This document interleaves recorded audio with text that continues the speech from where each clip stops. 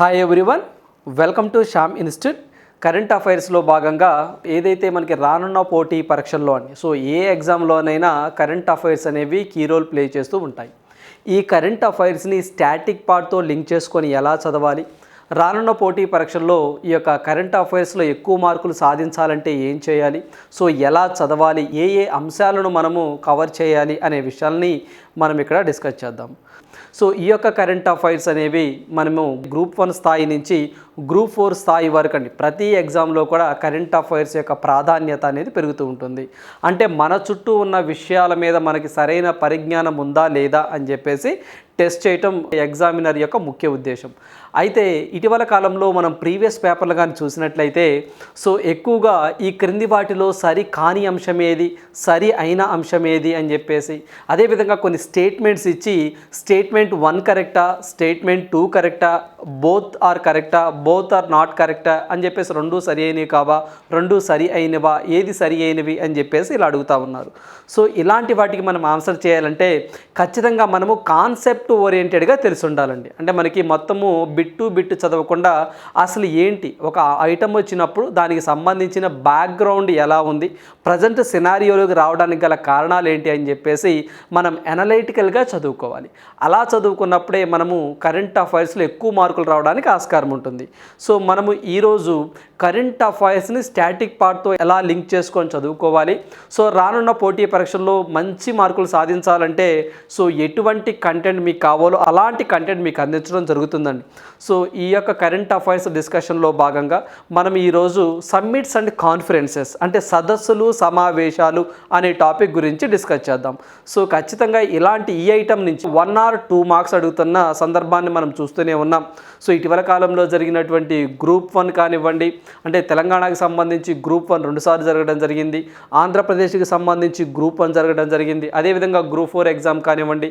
Even though civil సర్వీస్లో మన last time ఎలా వచ్చాయి అంటే మనకి లాస్ట్ టైం కూడా సివిల్ సర్వీస్ ఎగ్జామ్లో ఈ సమ్మిట్స్ అండ్ కాన్ఫరెన్సెస్ పైన 2-3 బిట్స్ రావడం జరిగిందండి. ఇలా మనకి ఎగ్జామ్ పాయింట్ ఆఫ్ వ్యూలో మనం డిస్కస్ చేద్దాం. ఈరోజు మన టాపిక్ వచ్చేసరికి సమ్మిట్స్ అండ్ కాన్ఫరెన్సెస్. ఈ సమ్మిట్ అండ్ కాన్ఫరెన్స్లో భాగంగా ఈరోజు మనం ఫస్ట్ బ్రిక్స్ సమ్మిట్ గురించి డిస్కస్ చేద్దాం. బ్రిక్స్ మీ అందరూ ఈ టర్మ్ వినే ఉంటారండి. బ్రిక్స్ అంటే Brazil, Russia, India, China, south Africa అని చెప్పేసి మీ అందరికీ ఐడియానే ఉంటుంది. అయితే అసలు ఈ బ్రిక్స్ ఏర్పడడానికి గల కారణాలేంటి, ఈ బ్రిక్స్ ప్రీవియస్ ఏమైనా పేరుందా, ఈ బ్రిక్స్ ఏమైనా కొత్త బ్యాంకుని ఎస్టాబ్లిష్ చేసిందా, అసలు ఇది ఏం చేస్తుంది, ఇది ఏర్పడడానికి గల కారణాలు ఏంటి అని చెప్పేసి ఫస్ట్ తెలుసుకుందామండి. అంటే ఇలాంటివి చదివేటప్పుడు దీని హెడ్ క్వార్టర్ ఎక్కడ, ఎప్పుడు ఎస్టాబ్లిష్ చేశారు, ఇవన్నీ ఫ్యాక్చువల్ అండ్ ఫ్యాక్ట్ ఓరియంటెడ్గా ఉంటాయండి. వీటితో పాటుగా మనం కొంత అనలిటికల్గా కూడా కొంత ఐటమ్ని అంటే కొంత డేటాని మనం ఇక్కడ కంపేర్ చేయాల్సిన అవసరం ఎంతైనా ఉంది. ఫస్ట్ మనము ఈ యొక్క బ్రిక్స్ మాట్లాడుకునే ముందర అసలు ఈ బ్రిక్స్ ఏర్పడడానికి గల కారణాలు చూద్దామండి. జనరల్గా మనము ఈ బ్రిక్స్ అంటే ఏదైతే అభివృద్ధి చెందుతూ ఉన్న దేశాలు, అభివృద్ధి చెందిన దేశాల మధ్య కొన్ని ఎమర్జింగ్ ఎకానమీస్ అని చెప్పేసి అంటామండి.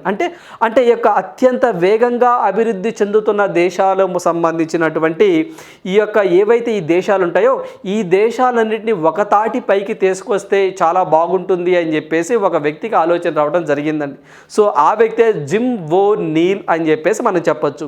అంటే ఇక్కడ మనకి బ్రిక్స్ ఏర్పడక ముందర ఫస్ట్ మనకి బ్రిక్ అని చెప్పేసి పేరుతో ఒక కూటమి ఉండేదండి. ఈ బ్రిక్ ఏర్పడడానికి ఫస్ట్ మూల కారణం చూసినట్లయితే ఏవైతే మనకి అత్యంత వేగంగా అభివృద్ధి చెందుతున్న దేశాలన్నీ కలిసి ఉంటే బాగుంటాయి అని చెప్పేసి ఒక ఆర్థికవేత్త జిమ్ వో నీల్ అండి 2001వ సంవత్సరంలో ఈ పదాన్ని కాయిన్ చేయటం జరిగిందండి. మనకి 2001వ సంవత్సరంలో ఈ బ్రిక్ అనే పదాన్ని కాయిన్ చేయటం జరిగింది. అయితే ఈ యొక్క జిమ్ వో నీల్ ఎవరు అంటే యూకే ఎకనమిస్ట్ అండి. అంటే ఈ బ్రిటన్కు చెందినటువంటి ఒక ఆర్థికవేత్త. ఇతనే గోల్డ్ మ్యాన్ సాక్స్ అని చెప్పేసి మనకి గోల్డ్ మ్యాన్ సాక్స్ అని చెప్పేసి it is a financial institution అండి. దీనికి చైర్మన్గా ఉన్నటువంటి వ్యక్తి అండి. గోల్డ్ మ్యాన్ సాక్స్ అనేది ఒక ఫినాన్షియల్ ఇన్స్టిట్యూషన్. దీనికి చైర్మన్గా ఉన్నటువంటి వ్యక్తి బ్రిటన్ దేశానికి సంబంధించిన వ్యక్తి జిమ్ వో నీల్ అనే వ్యక్తి 2001వ సంవత్సరంలో బ్రిక్ అనే ఒక టర్మ్ని కాయిన్ చేశాడు.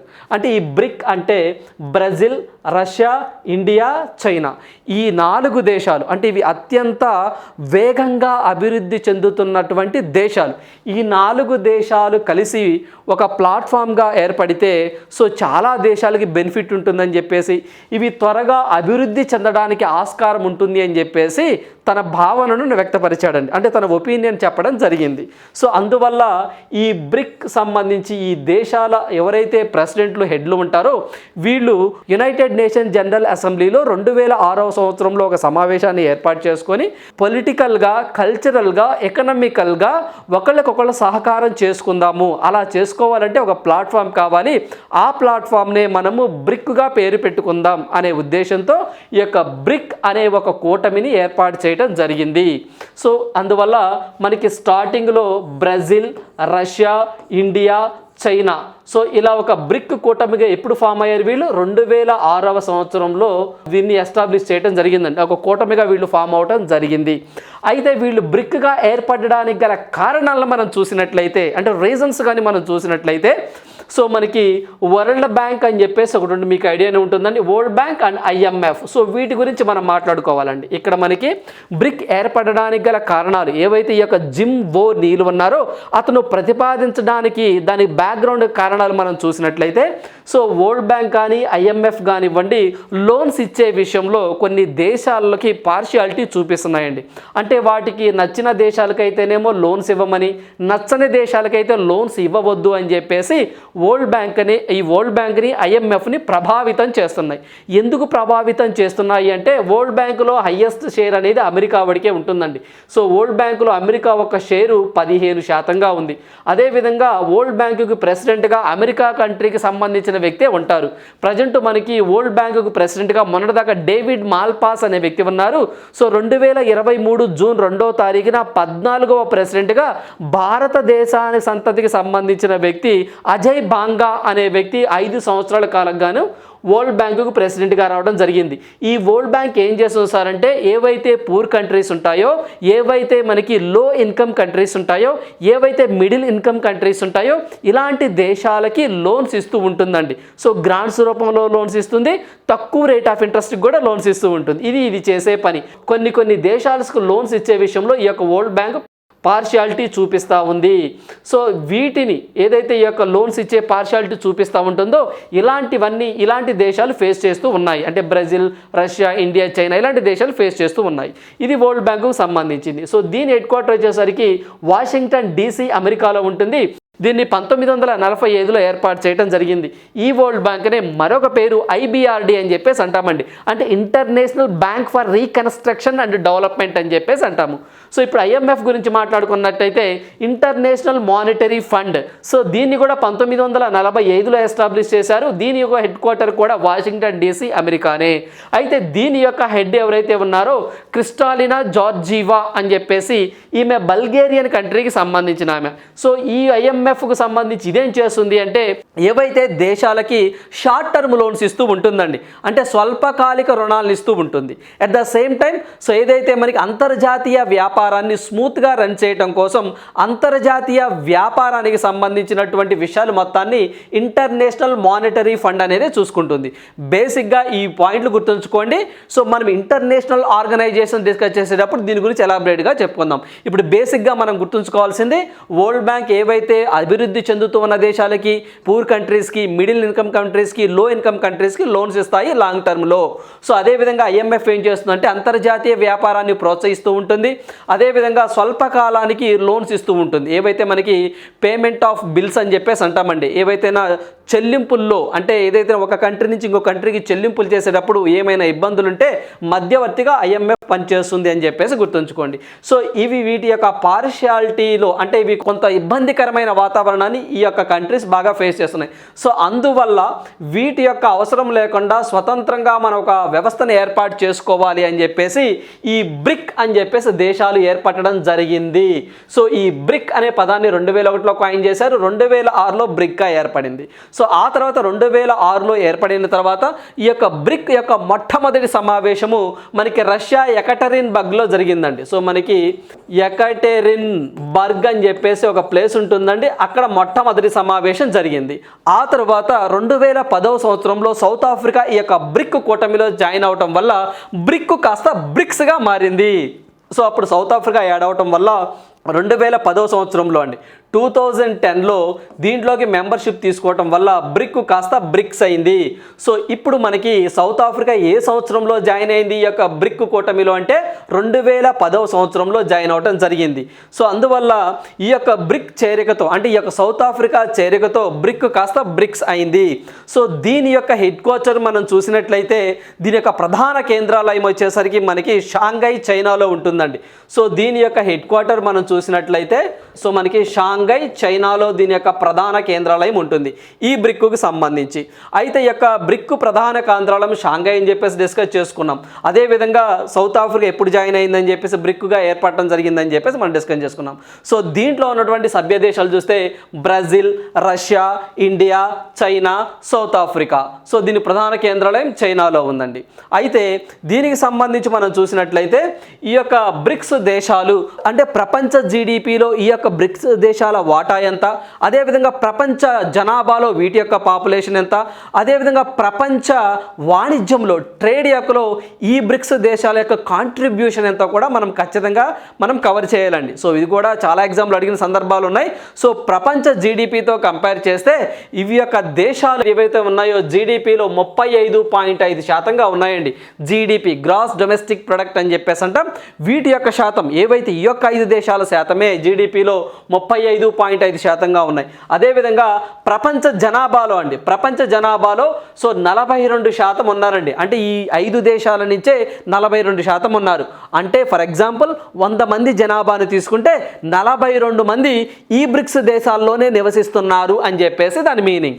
అదేవిధంగా వాణిజ్యం తీసుకుంటే ట్రేడ్ తీసుకున్నట్లయితే 27% అండి, అప్రాక్సిమేట్గా 27% అనేది ఈ దేశాలలోనే వాణిజ్యం జరుగుతూ ఉంది.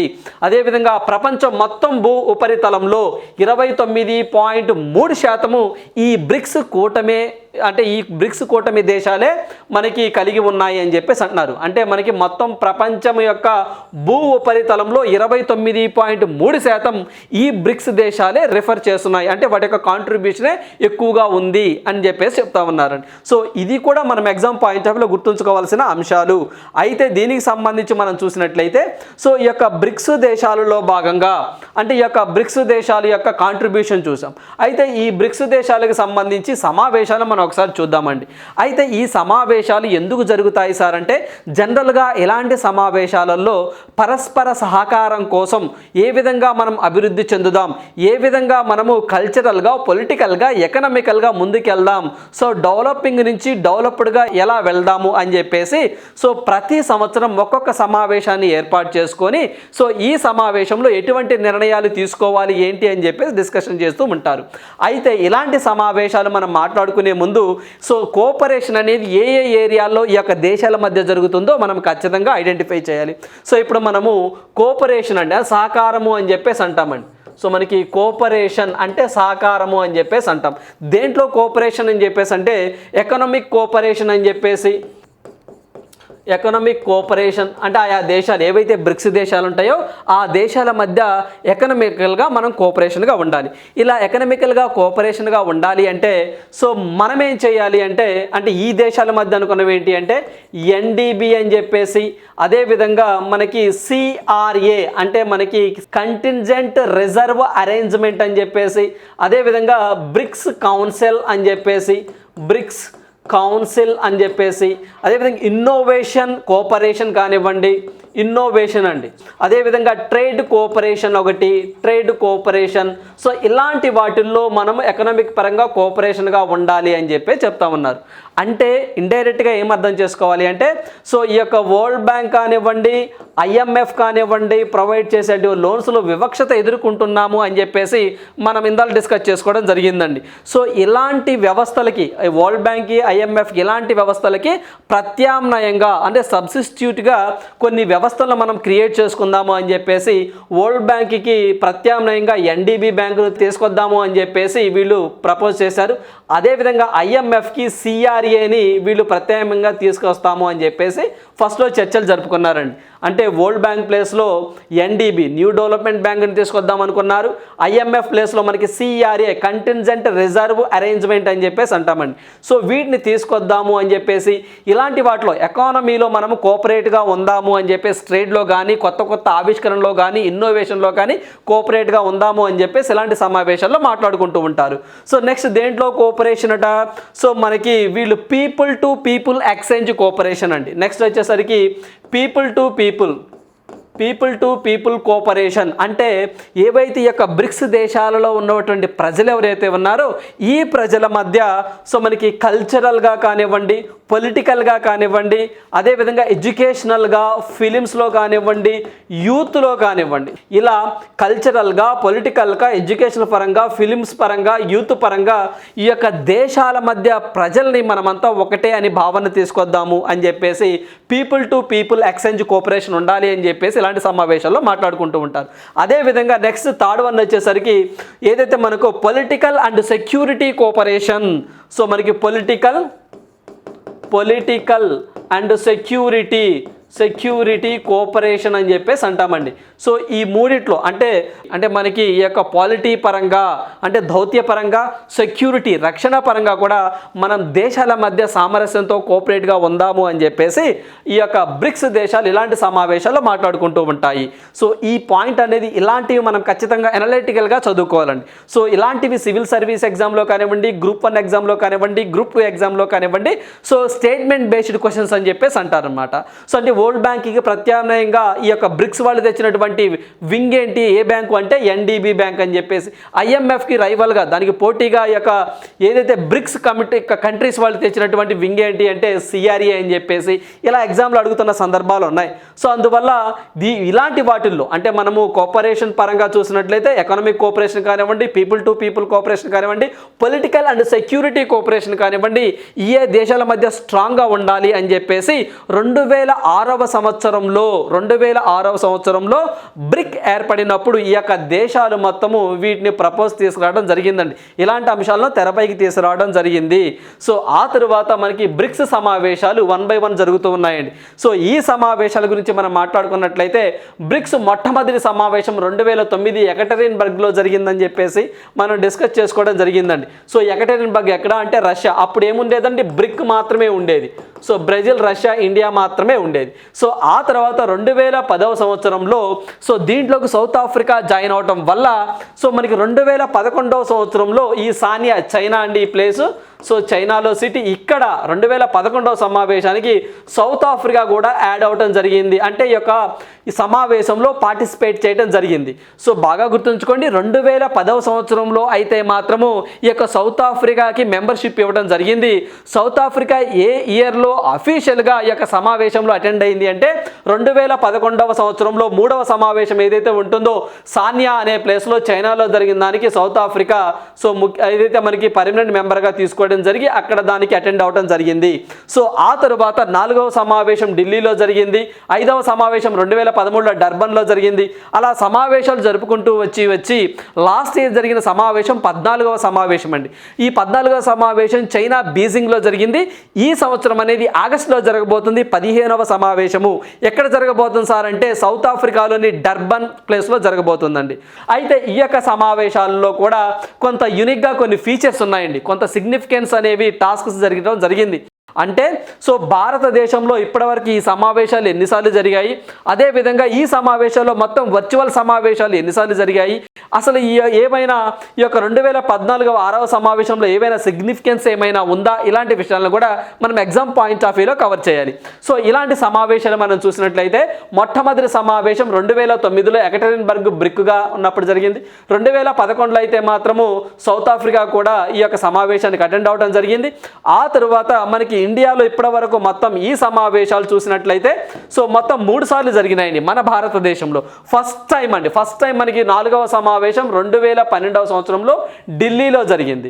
ఆ తర్వాత 8వ సమావేశం 2016 సంవత్సరంలో గోవాలో జరిగింది. ఆ తర్వాత మనకి 2021లో 13వ సమావేశం చూసినట్లయితే ఇండియాలోనే ఢిల్లీలో జరిగిందండి. సో మనకి ఢిల్లీలో జరిగింది. అంటే మొత్తం ఇప్పటివరకు ఈ సమావేశాలు మన భారతదేశంలో 3 సార్లు జరిగాయి, 3 టైమ్స్ జరిగాయి. సో ఇది మనం ఒకరు కవర్ చేసాం. అదేవిధంగా ఇప్పటి వరకు ఈ సమావేశాలు వర్చువల్గా ఎన్నిసార్లు జరిగాయి అని చెప్పేసి కూడా మనం అది కూడా కవర్ చేయాలండి. అంటే ఎన్నిసార్లు జరిగాయి వర్చువల్గా అంటే వీడియో కాన్ఫరెన్స్ ద్వారా ఎన్ని సమావేశాలు జరిగినాయంటే ఇప్పటికీ మనకి 3 సమావేశాలు జరిగినాయండి. సో ఆ 3 సమావేశాలు ఏంటి అంటే 2020లో రష్యాలో జరిగిన సమావేశం కానివ్వండి, 2021లో ఇండియాలో ఢిల్లీలో జరిగిన సమావేశం కానివ్వండి, లాస్ట్ ఇయర్ 2022లో మనకి బీజింగ్ చైనాలో జరిగిన సమావేశం. సో 12, 13, 14 ఈ 3 సమావేశాలు కూడా వర్చువల్ మోడ్లో జరగడం జరిగింది. అంటే మనకి ఆన్లైన్ వీడియో కాన్ఫరెన్స్ ద్వారా జరగడం జరిగింది. అంటే ఇక ఫిజికల్ అట్రాక్షన్ కాకుండా మనకి వర్చువల్ మోడ్లో జరిగిందండి. సో మనకి వర్చువల్ మోడ్లో జరిగింది. సో ఇలా కూడా ఇటీవల కాలంలో ఎగ్జామ్లు అడుగుతున్న సందర్భాలు ఉన్నాయండి. సో ఈ సమావేశం వర్చువల్గా జరిగిందా, ఫిజికల్గా జరిగిందా, ఎక్కడ జరిగింది, ఎవరు మాట్లాడారు, ఇలా కూడా ఎగ్జామ్లు అడుగుతూ ఉన్నారు. సో మొత్తము 14 సమావేశాలు జరిగినాయండి. సో బ్రిక్స్ సమావేశం సంబంధించి సో ఈ 14 సమావేశంలో 12, 13, 14 మొత్తం ఈ 3 కూడా వీడియో కాన్ఫరెన్స్ ద్వారా వర్చువల్ మోడ్లో జరిగాయి. ఆ వర్చువల్ మోడ్లో కూడా మన భారతదేశంలో ఒకసారి మాత్రమే జరిగింది వర్చువల్ మోడ్లో. మిగతా 2 సందర్భాల్లో ఫస్ట్ ఢిల్లీలో జరిగింది, తర్వాత గోవాలో జరిగింది, లాస్ట్ టైం మళ్ళీ ఢిల్లీలోనే జరిగింది. ఆ టైంలో మాత్రమే కోవిడ్ సిచ్యువేషన్ వల్ల వర్చువల్ మోడ్లో ఈ యొక్క సమావేశాలు జరగడం జరిగింది. సో వీటితో పాటుగా ఇక్కడ మనం చూసినట్లయితే ఏదైతే ఇక్కడ 2014 చాలా స్పెషల్గా మనం గుర్తుంచుకోవాలండి. ఎందుకు సార్ అంటే ఈ 2014 సమావేశం ఫోర్టలెజా. సో మనకి ఇక్కడ ఫోర్టలెజా అని చెప్పేసి మనకి బ్రెజిల్లో ఉంటుందండి. ఈ యొక్క ప్లేస్ మనకి బ్రెజిల్లో ఉంటుంది. సో లాస్ట్ టైం అంతకుముందు సివిల్ సర్వీస్ ఎగ్జామ్లో అండి 2021 సివిల్ సర్వీస్ ఎగ్జామ్లో ఈ ఫోర్టలెజా కాన్ఫరెన్స్ ప్రకారము ఈ క్రింది ఏ సమిట్స్ ఎస్టాబ్లిష్ అవ్వడం జరిగింది, స్థాపించబడడం జరిగింది అని చెప్పేసి అడగడం జరిగిందండి. అంటే మనకి ఆసియానా, సార్కా, బ్రిక్సా లేకపోతే స్కోనా అని చెప్పేసి ఇలా అడుగుతున్న సందర్భాలు ఉన్నాయి. ఏంటి సార్ అంటే మనము న్యూ డెవలప్మెంట్ బ్యాంక్ అని చెప్పేసి డిస్కస్ చేసుకున్నామండి. New development bank. సో ఈ న్యూ డెవలప్మెంట్ బ్యాంక్ అనేది ఇన్ఫ్రాస్ట్రక్చర్ మౌలిక సదుపాయాల కోసం ఫండింగ్ ఇస్తూ ఉంటుంది ఈ బ్రిక్స్ దేశాల మధ్య అని చెప్పేసి మనం డిస్కస్ చేసుకున్నాం. అయితే ఈ బ్యాంక్ అనేది మొట్టమొదటిసారిగా 2013 డర్బన్లో జరిగిన సమావేశంలో చర్చలు జరిగాయండి. సో మనమంటూ ఒక బ్యాంకు పెట్టుకుందాము అని చెప్పి చర్చలు జరిగినాయి. ఆ తర్వాత మనకి 6వ సమావేశం 2014లో ఫోర్టలెజా అనే ఒక సమావేశం జరిగినప్పుడు దాన్నే ఫోర్టలెజా అగ్రిమెంట్ అని లేదా ఫోర్టలెజా కాన్ఫరెన్స్ అని చెప్పేసి అంటారు. ఆ సమావేశంలో అన్ని దేశాలు ఈ యొక్క ఎన్డీబీ బ్యాంకుకు మాకు సమ్మతమే అని చెప్పేసి సైన్ చేయటం జరిగింది. సో అందువల్ల మనకి ఈ యొక్క ఎన్డీబీ బ్యాంక్ అనేది సో ఈ ఫోర్టలెజా బ్రెజిలేనండి.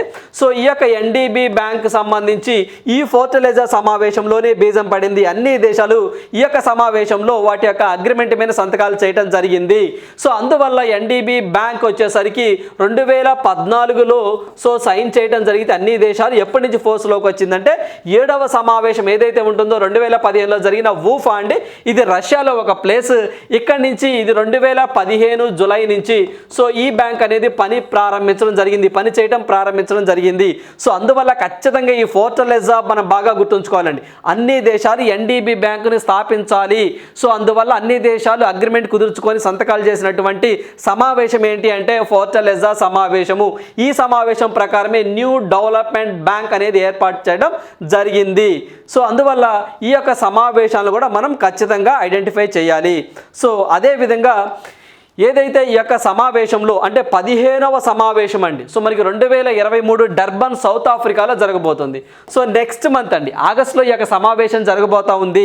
అయితే ఈ యొక్క సమావేశం అనేది మనకి ఫిజికల్ మోడ్లో జరగబోతుందండి. అంటే అన్ని దేశాలకు సంబంధించినటువంటి సో ప్రెసిడెంట్లు కానీ పిఎంలు కానివ్వండి వర్చువల్గా కాకుండా ఫిజికల్గా అండి. సో ఈ యొక్క సమావేశానికి అటెండ్ అవ్వబోతున్నారు. సో ఈ సమావేశం జరిగినప్పుడు సో ఎవరే మాట్లాడారు, నరేంద్ర మోదీ గారు ఏ అంశం మీద ఎక్కువగా మాట్లాడారు, ఏ దేశాలు ఎటువంటి ఇనిషియేటివ్స్ తీసుకున్నాయని చెప్పేసి సమావేశం అయితే కానీ మనం ఇక్కడ మాట్లాడుకుందాం. సో ఇక్కడ ఈ యొక్క సమావేశం అనేది సౌత్ ఆఫ్రికాలో జరగబోతుంది. సో అయితే ఇక్కడ 14వ సమావేశం గురించి మాట్లాడుకుందామండి. సో మనకి 14వ సమావేశం 2022లో బీజింగ్ చైనాలో వర్చువల్ మోడ్లో జరిగిందని చెప్పేసి అన్నాం. అయితే ఇలాంటి సమావేశం జరిగినప్పుడు ఖచ్చితంగా దాని యొక్క థీమ్ ఏంటి అంటే ఏ థీమ్తో ఆ యొక్క సమావేశం జరిగింది అని చెప్పేసి కూడా మనం ఇక్కడ గుర్తుంచుకోవాలి. అంటే ఇటీవల కాలంలో చూసినట్లయితే సో ఇలాంటి సమ్మిట్స్ అండ్ కాన్ఫరెన్స్ జరిగినప్పుడు వాటి యొక్క థీమ్స్ కూడా ఎగ్జామినర్ ఎక్కువగా ఫోకస్ చేస్తూ ఉన్నాడు. సో వీటి యొక్క థీమ్ మనం చూసినట్లయితే చూసినట్లయితే సో మనకి 2022లో 14వ సమావేశం జరిగింది కాబట్టి దాన్ని ఏ థీమ్తో కండక్ట్ చేశారు అంటే మనకి foster high quality BRICS partnership usher for new era for global development అనే ఒక థీమ్తో ఈ యొక్క సమావేశాన్ని ఏర్పాటు చేయడం జరిగింది. సో ఏంటంటే ఆ యొక్క థీమ్ ఏంటి? సో మనకి foster high quality BRICS partnership. So మనకి usher in a new era for global development.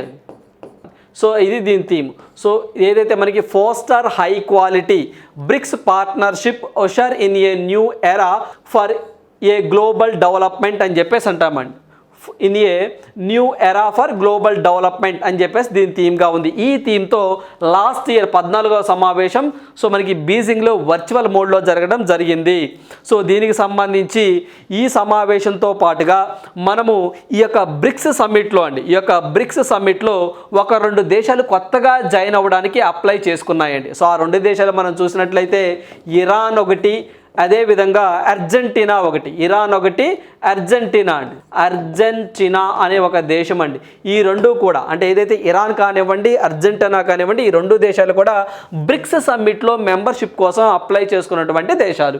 So మనకి రేపు సౌత్ ఆఫ్రికా డర్బన్లో జరగబోతుంది కదా 15వ సమావేశం.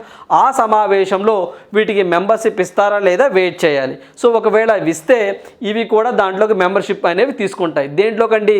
బ్రిక్స్ కూటమిలోకి. సో అందువల్ల కొత్తగా అప్లై చేసుకున్న దేశాలు ఏంటి ఏమంటే that is Iran and Argentina అని చెప్పేసి మనం గుర్తుంచుకోవాలి.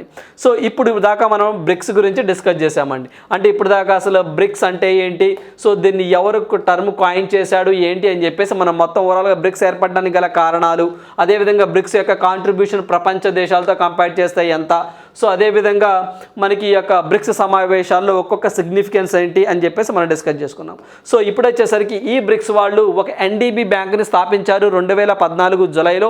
అన్ని దేశాలు అగ్రిమెంట్ చేశాయి ఫోర్టలెజ్జా కాన్ఫరెన్స్ ప్రకారం అని చెప్పేసి మనం డిస్కస్ చేసాం. మనము ఇప్పుడు ఈ ఎన్డీబీ బ్యాంక్ గురించి డిస్కస్ చేద్దామండి. న్యూ డెవలప్మెంట్ బ్యాంక్ అని చెప్పేసి అంటాము. దీన్నే మనము బ్రిక్స్ డెవలప్మెంట్ బ్యాంక్ అని కూడా అనొచ్చు. It is also known as BRICS development bank or new development bank అని చెప్పేసి అంటాం. సో ఇందులో మనం డిస్కస్ చేసుకున్నట్టు ఏవైతే ఈ యొక్క ఎన్డీబీ బ్యాంక్ ఉంటుందో ఈ ఎన్డీబీ బ్యాంక్కి వరల్డ్ బ్యాంక్కి రైవల్గా అంటే మనకి దానికి సబ్స్టిట్యూట్గా ఎన్డీబీ బ్యాంక్ని బ్రిక్స్ వాళ్ళు ఏర్పాటు చేశారని మనం డిస్కస్ చేసుకున్నాం. అదేవిధంగా ఐఎంఎఫ్కి సంబంధించి సిఆర్ఏ అంటే కంటింజెంట్ రిజర్వ్ అరేంజ్మెంట్ అని చెప్పేసి మనం డిస్కస్ చేసుకోవడం జరిగింది. ఈ 2 వింగ్స్ అనేవి ఏవైతే ఈ 2 చేస్తాయో సో వరల్డ్ బ్యాంక్ ఐఎంఎఫ్ చేసే పనులే ఇవి కూడా చేస్తాయి, కాబట్టి ఆ బ్రిక్స్ దేశాల మధ్య మాత్రమే చేస్తాయి అని చెప్పేసి మనం డిస్కస్ చేసాం. ఇప్పుడు ఈ ఎన్డీబీ బ్యాంక్ అనేది సో మనకి చూసినట్లయితే 2014లో అండి 2014 జూలై 15 అన్ని దేశాలు సైన్ చేశాయి. సో ఎప్పటి నుంచి ఫోర్స్లోకి వచ్చిందంటే 2015 జూలై నుంచి ఫోర్స్లోనికి రావడం జరిగింది. అయితే దీని యొక్క ఆథరైజ్డ్ క్యాపిటల్ మనం చూసినట్లయితే $100 బిలియన్ అండి. అంటే $100 బిలియన్ ఆధీకృత మూలధనంతో ఈ యొక్క బ్యాంకుని స్థాపించడం జరిగింది.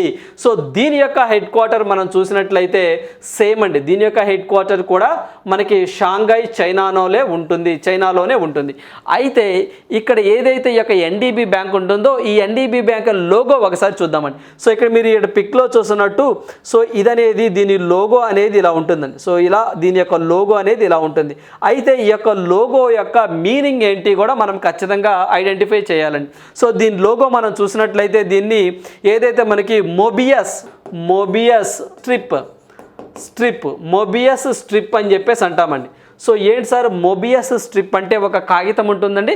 ఆ కాగితానికి గుజ్జు ఆకారంగా అంటే మనం ఏదైనా గోడ మీద ఎలా పేస్ట్ చేస్తాం చూసారండి. సో ఒక లేయర్ లాగా తీసి సో అలాంటి కాగితం అండి. సో దాని యొక్క షేప్ ఇలా ఉంటుందన్నమాట, ఇలా ఉంటుంది. సో ఈ యొక్క ఏదైతే మనకి మొబియస్ స్ట్రిప్ నుంచి ఈ యొక్క సింబల్ని తీసుకోవడం జరిగింది. సో దీని మీనింగ్ ఏంటో తెలుసుకుంటే సరిపోతుంది. అంటే దీనికి సంబంధించి చూసినట్లయితే నిరంతరం అంతరాయం కలిగించనిది అని చెప్పేసి మీనింగ్ వస్తుంది. అంటే నిరంతరం అంతరాయం కలిగించనిది, అదేవిధంగా అదేవిధంగా ఏదైతే ఈ యొక్క వ్యవస్థలో ఉన్నటువంటి మార్పులను నడిపిస్తూ ఉంటుంది. అంటే ఇక్కడ మోబియస్ స్ట్రిప్ అంటే మీరు బాగా గుర్తుంచుకోండి, నిరంతరం అంతరాయం కలిగించినది. సో లోపల మాత్రమే నిరంతరం మార్పులని లోనవుతూ ఉంటుంది. మార్పులకు లోనైనా సరే సో అంతరాయం అనేది కలగదు అని చెప్పేసి దీని యొక్క ముఖ్య ఉద్దేశం. సో ఈ టర్మ్ బాగా గుర్తుంచుకోండి సరిపోతుంది. మళ్ళీ యొక్క మోబియస్ స్ట్రిప్ అంటే ఏంటి, అది అవసరం లేదులండి. సో మోబియస్ స్ట్రిప్ అనేది ఒక గణిత సిద్ధాంతం యొక్క భావన. సో దాని లిటరల్గా దీని మీనింగ్ చెప్పాలి అంటే అంతరాయం కలిగించదు అని చెప్పేసి మోబియస్ స్ట్రిప్ అంటే దీని యొక్క సింబల్ అదండి. సో మొత్తం $100 బిలియన్ అని చెప్పేసి మనం డిస్కస్ చేసుకోవడం జరిగింది. దీని యొక్క హెడ్ క్వార్టర్ వచ్చేసరికి షాంఘై చైనా అండి, షాంఘై చైనా. అయితే ఈ షాంఘై చైనాతో పాటుగా దీని యొక్క రీజనల్ ఆఫీసెస్ మనం చూసినట్టయితే మొట్టమొదటి రీజనల్ ఆఫీస్ అండి, దీని యొక్క మొట్టమొదటి రీజనల్ ఆఫీస్ వచ్చేసరికి జోహనెస్బర్గ్ అని చెప్పేసి సౌత్ ఆఫ్రికాలో ఉంటుంది. సెకండ్ దీని యొక్క రీజనల్ ఆఫీసెస్ మనం చూసినట్లయితే సావో పాలో అండి. సో మనకి సావో పాలో అని చెప్పేసి బ్రెజిల్లో దీని యొక్క రెండవ రీజనల్ ఆఫీస్ ఉంది. థర్డ్ వచ్చేసరికి గిఫ్ట్ సిటీ అని చెప్పేసి గుజరాత్ అండి, మన ఇండియాలో ఉంది. ఫోర్త్ వచ్చేసరికి మాస్కో రష్యా. సో మొత్తం దీని యొక్క రీజనల్ ఆఫీసెస్ వచ్చేసి 4 ఉంటాయండి. సో ఒకటి వచ్చి ప్రధాన కేంద్రాలయం అయితే మాత్రం షాంఘై చైనాలో ఉంటుంది. మొట్టమొదటి దీని రీజనల్ ప్రాంతీయ కార్యాలయం అయితే జోహనెస్బర్గ్ సౌత్ ఆఫ్రికాలో ఉంటుంది. సెకండ్ అయితే మాత్రం సావ్ పోలో అని చెప్పేసి బ్రెజిల్లో ఉంటుంది. థర్డ్ అయితే మాత్రము మనకి గిఫ్ట్ సిటీ గుజరాత్ ఇండియాలో ఉంటుంది. తర్వాత ఫోర్త్ వచ్చేసరికి మనకి మాస్కో రష్యాలో దీని యొక్క రీజనల్ ఆఫీసెస్ ఉన్నాయి. సో వీటిలో తర్వాత మనం చూసినట్లయితే సో దీని యొక్క సభ్య దేశాలు మనం చూసినట్లయితే సో బ్రిక్స్ అంటే మొత్తము 5 దేశాలు, Brazil, Russia, India, China, south Africa. ఇటీవల కాలంలో బంగ్లాదేశ్ ఒకటి, యుఏఈ ఒకటి, ఉరుగ్వే ఒకటి. సో మొత్తం ఇవి ఒక 3 దేశాలు. రీసెంట్గా మనకి ఫిబ్రవరి 2023లో అండి సో మనకి ఈజిప్ట్ దేశం అనేది దీంట్లో మనకి 9వ దేశంగా యాడ్ అవడం జరిగింది. ఇప్పుడు మొత్తం ఈ యొక్క ఎన్డీబీ బ్యాంకులో సభ్య దేశాల సంఖ్య అంటే మొత్తం 9 దేశాలు ఉంటాయండి. ఆ 9 దేశాలలో ఈ యొక్క బంగ్లాదేశ్, యుఏఈ, ఉరుగ్వే అనేవి 2021లో మెంబర్షిప్ని తీసుకోవడం జరిగింది. సో ఆ తర్వాత ఈజిప్ట్ అనేది అఫీషియల్గా అయితే మాత్రం ఫిబ్రవరి 2023 అంతకుముందు మెంబర్షిప్గా ఇచ్చున్నారు. బట్ అఫీషియల్ అయితే మాత్రం మీరు అడిగితే 2021 అనుకుంటారేమో, కాదండి 2023 ఫిబ్రవరిలో ఈజిప్ట్ దేశానికి అఫీషియల్గా ఎన్డీబీ బ్యాంకులోకి మెంబర్షిప్ కలిగించడం జరిగింది. సో అందువల్ల మొత్తము 9 దేశాలు అవడం జరిగింది. సో దీని ప్రధాన కేంద్రాలయం అనేది మనం షాంఘై చైనా డిస్కస్ చేసుకోవడం జరిగింది. అయితే ఏవైతే యొక్క సభ్య దేశాలు ఉంటాయో ఇప్పటి వరకు 9 సభ్య దేశాలు అని చెప్పేసి మనం డిస్కస్ చేసాం. ఈ సభ్య దేశాలతో పాటుగా సో కొన్ని దేశాలకి అంటే వెరీ రీసెంట్గా 2023 మేలో ఒక 3 దేశాలు కూడా ఈ యొక్క ఎన్డీబీ బ్యాంకులకు మెంబర్షిప్ కోసం దరఖాస్తు చేసుకోవడం జరిగింది. సో ఇందాల మనం స్టార్టింగ్లో 1-2 కంట్రీస్ అండి, అది బ్రిక్స్ కూటమిలో అండి, Brazil, Russia, India, China, south Africa కూటమిని చూసారా. ఆ కూటమిలో మెంబర్షిప్ కోసం అయితే మాత్రము ఇరాన్ అండ్ అర్జెంటీనా మెంబర్షిప్ కోసం దరఖాస్తు చేసుకున్నాయి. దాంట్లో ఇప్పుడు ఎన్డీబీ బ్యాంకులోకి దరఖాస్తు చేసుకున్నటువంటి దేశాలను మనం పరిశీలిస్తే ఆల్రెడీ 9 దేశాలు ఉన్నాయి. సో మిగతా ఒక 3 దేశాలు వెరీ రీసెంట్గా 2023 మేలో మెంబర్షిప్ కోసం అప్లై చేసుకున్నటువంటి దేశాలు. అవి మనం ఒకసారి చూసినట్లయితే Saudi Arabia, Argentina and Zimbabwe అండి. ఈ 3 దేశాలు కూడా ఎన్డీబీ బ్యాంకులోకి మెంబర్షిప్ కోసం అప్లై చేసుకోవడం జరిగింది. So Saudi Arabia, Argentina, Zimbabwe. అయితే ఇలాంటి కొత్త దేశాలకి మెంబర్షిప్ ఇవ్వాలి అంటే ఒక కండిషన్ ఉంటుందండి. ఏంటి సార్ ఆ కండిషన్ అంటే ఉన్న ఏవైతే ఈ యొక్క 9 దేశాలు ఉంటాయో ఈ 9 దేశాలు కూడా అంగీకారాన్ని తెలపాలి. అలా అంగీకారాన్ని తెలిపినప్పుడే కొత్త దేశానికి ఎన్డీబీ బ్యాంకులో సభ్యత్వం ఇస్తారు. అయితే ఈ యొక్క ఏదైతే ఈ బ్రిక్స్ వాళ్ళకి ఒక చార్టర్ ఉంటుందండి, ఒక చట్టం ఉంటుంది. సో ఆ చట్టంలో ఆర్టికల్ 2 అని చెప్పేసి ఒక ఆర్టికల్ ఉంటుందండి. ఏంటి సార్ ఈ ఆర్టికల్ 2 అంటే ఈ ఆర్టికల్ 2 ఏం చెప్తుంది? సో ఏదైనా కొత్తగా ఎన్డీబీలోకి మెంబర్షిప్ తీసుకోవాలి అంటే ఫస్ట్గా ఆ దేశము యుఎన్ఓలో సభ్యత్వాన్ని కలిగి ఉండాలి. ఒకవేళ అంతర్జాతీయ అంటే యునైటెడ్ నేషన్ ఆర్గనైజేషన్లో మెంబర్షిప్ కానీ లేకపోతే ఎన్డీబీ బ్యాంకులోకి మెంబర్షిప్ ఇవ్వడానికి కుదరదు అని చెప్పేసి చెప్తోంది.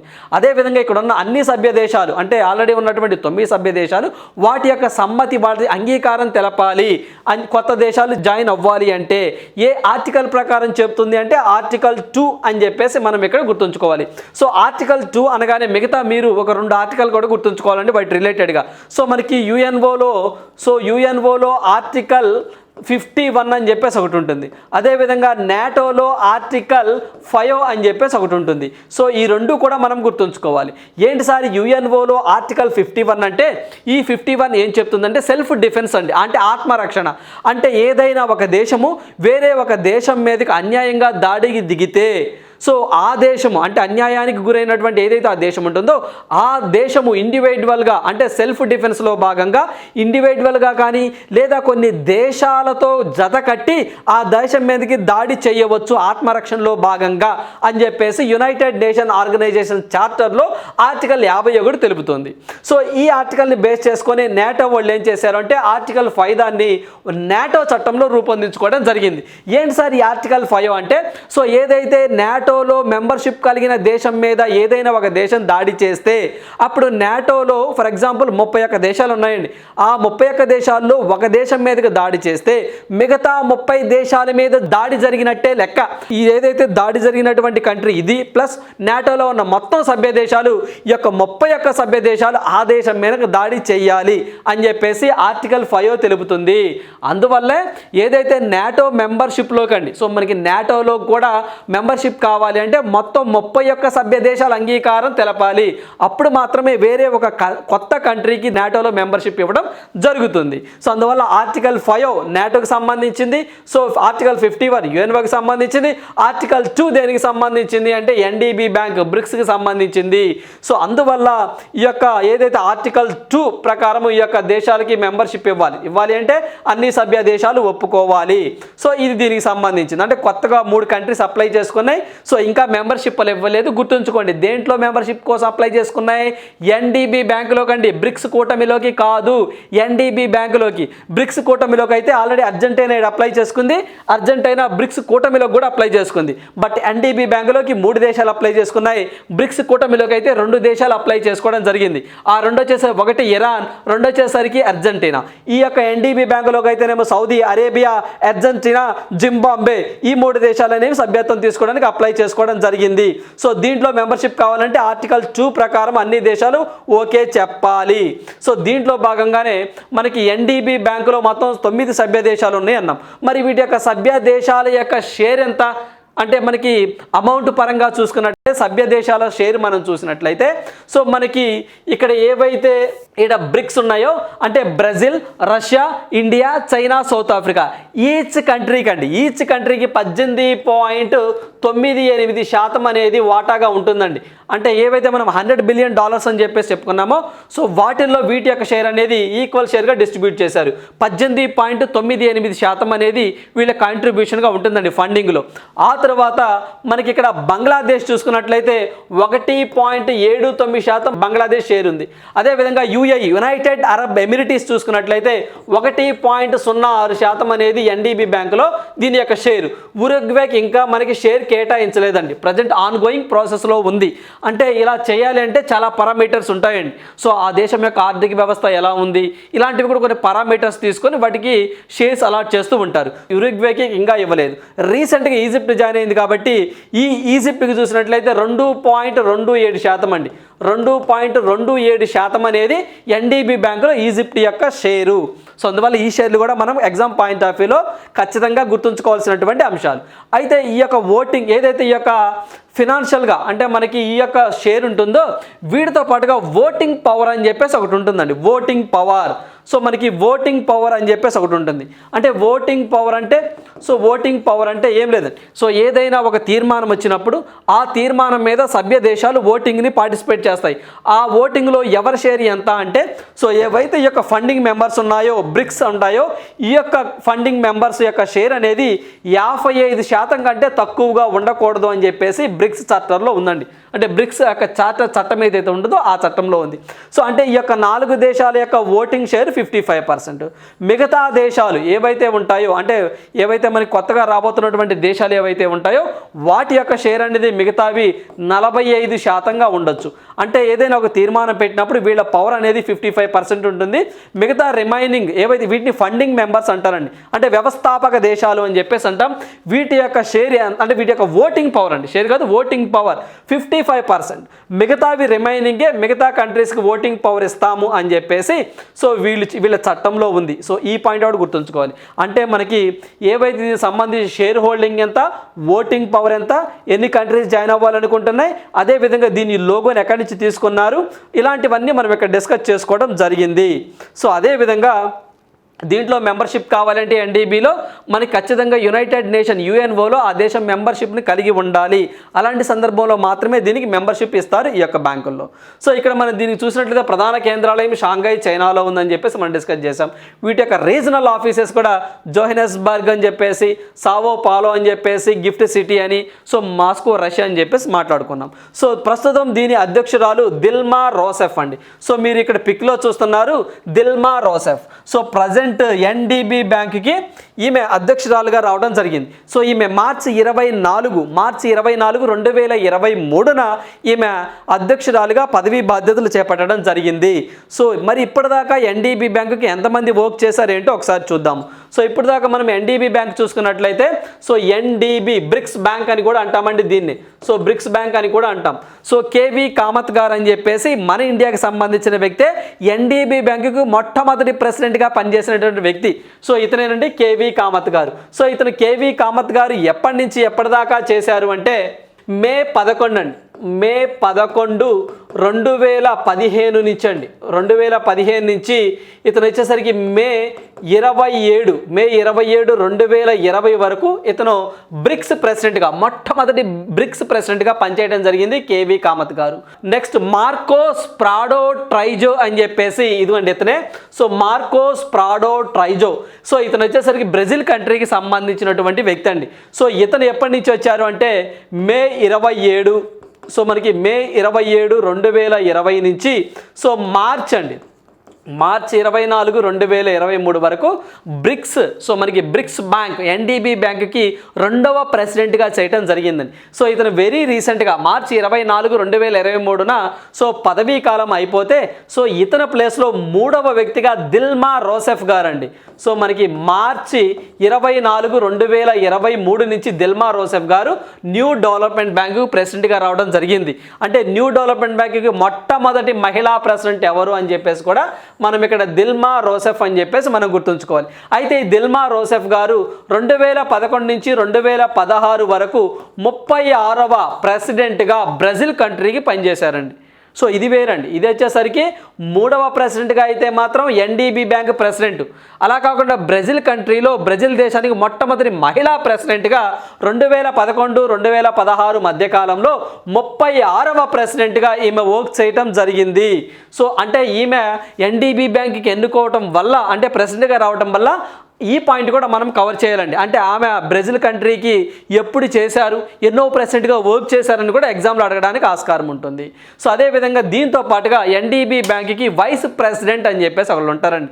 ప్రజెంట్ ఈ యొక్క ఎన్డీబీ బ్యాంక్ యొక్క వైస్ ప్రెసిడెంట్ వచ్చేసరికి అనిల్ కిషోరా అనే వ్యక్తి ఉన్నారు. ఈ అనిల్ కిషోరా మన భారతదేశానికి సంబంధించినటువంటి వ్యక్తి. సో ఏమంటే అనిల్ కిషోరా అండి మనకి ఏదైతే ఇక ఎన్డీబీ బ్యాంక్కి వైస్ ప్రెసిడెంట్గా పనిచేస్తూ ఉన్నారు ఈ యొక్క అనిల్ కిషోరా. సో అందువల్ల మనం మొత్తము ప్రెసిడెంట్ల గురించి మనం మాట్లాడుకోవాలి. At the same time vice president ఎవరో కూడా మనం ఖచ్చితంగా గుర్తుంచుకోవాలి. సో దీనికి సంబంధించినటువంటి ప్రెసిడెంట్స్ అండి వీళ్ళు.